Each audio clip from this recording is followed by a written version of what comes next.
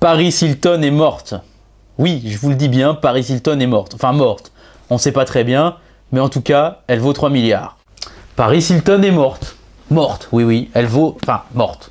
On ne sait pas bien, comme je vous le disais, mais en tout cas, elle vaut 3 milliards. Et c'est un peu le pitch de départ de ce livre, qui est l'un des polars les plus originaux, même s'il y a plein de défauts, parce que c'est un premier livre, c'est un des polars les plus originaux que j'ai lu ces dernières années. C'est Boris Dockmack, La femme qui valait 3 milliards aux éditions Ring. Et donc ça se passe en 2023, oui 2023.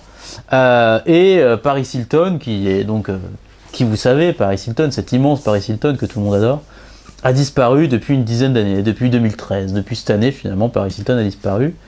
Et la découverte d'un cadavre en Belgique par le célèbre... comment il s'appelle déjà pardon.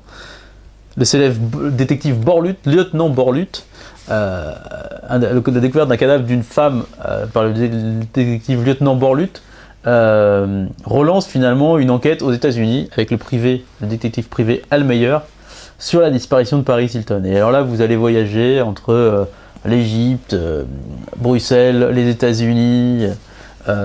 Et il y a plein de trouvailles scénaristiques, littéraires, le pitch de départ, la disparition de Paris Hilton et finalement l'émoi que ça peut donner dans la société, dans les médias, puis dans la famille Hilton évidemment, permettent à Dockmack de se lancer dans une digression sur le futur, sur la police, sur Paris Hilton, sur nos valeurs actuelles finalement. Et c'est un polar très dense, très, très puissant.